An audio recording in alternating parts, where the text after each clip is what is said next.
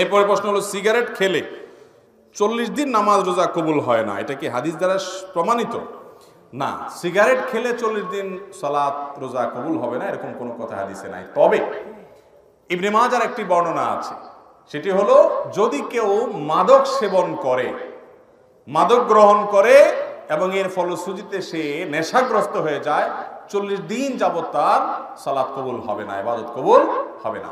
তো ধূমপানটা তো এটা তো এর ফলে এক নম্বর কথা হলো মানুষ আসক্ত হয় না, মাতলামি করে না, মাতলামি আসে না।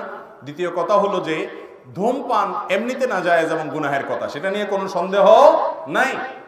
কিন্তু এটা এরকম না যে এটাকে মাদকের মধ্যে ফেলা যায় এবং এর কারণে আসকারা হাদিসে আসছে, শুধুমাত্র শারিবাল খামর না, মানে শারিবাল খামর ফা আসকারা, পদ পান করলো এবং নেশাগ্রস্ত হয়ে গেল, তার 40 দিন ইবাদত কবুল হবে না। অতএব ধূমপানকারীর জন্য এটা প্রযোজ্য না, কিন্তু এর মানে এই না যে ধূমপান করা জায়েজ কাজ বা গুনাহ হবে না, এটাও অবশ্যই না জায়েজ এবং গুনাহের কথা।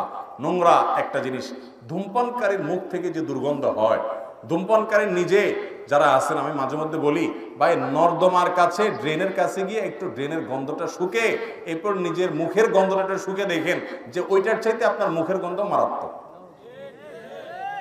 আমি একবার ঢাকার এক হাসপাতালে মসজিদের পাশে সালাত আদায় করতে দাঁড়াইছি, আমার পাশে একজন দাঁড়াইছে, তার শরীর থেকে যেই গন্ধ, আমি চিন্তা করলাম এই লোকটাকে কিছু একটা বলা দরকার, কিন্তু বললে মাইদ্যেরও খাওয়ার ভয় আছে। তো আমি তাড়াতাড়ি পকেট থেকে কাগজ কলম নিয়ে বের করে সুন্দর করে লিখলাম, ভাই যেই গন্ধ ভাই আজকে আমি শুকতে হলো, আমার সালাত নষ্ট হওয়ার উপক্রম। কি সালাত আদায় করছি, মনোযোগ পুরাটা আপনার দুর্গন্ধে আমার দখল করে নিয়ে গেছে।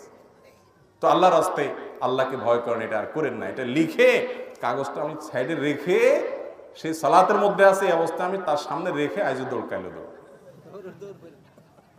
যে আমার দরকার হলে তার নাসিহা করা, মাইদ্যের খাওয়ার তো দরকার নেই, তো নাসিহার কাজ তো হয়ে গেছে, লিখে দিয়ে আসছে। ভাইরা আমার, যারা ধূমপান করেন তাদের মুখে এরকম বাজে অবস্থা তৈরি হয়। পৃথিবীতে ক্যান্সার এখন এত ব্যাপকভাবে ছড়াইছে, আমাদের দেশের কথা যদি আপনি বলেন, ঘরে ঘরে জনে জনে এখন পরিবারে পরিবারে ক্যান্সার, এবং ক্যান্সারের অন্যতম বড় কারণ হলো এই ধূমপান এবং জর্দা।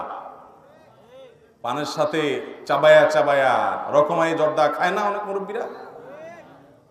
ভাইরা আমার, এই ধূমপান বিষপান লেখাই আছে যেটা স্বাস্থ্যের জন্য ক্ষতিকর, তারপর আবার পয়সা দিয়ে কিনে খাই। আল্লাহ তাআলা আমাদেরকে বুঝার তৌফিক দান করুন। এই নোংরা জিনিস খাওয়া যাবে না ভাইরা আমার।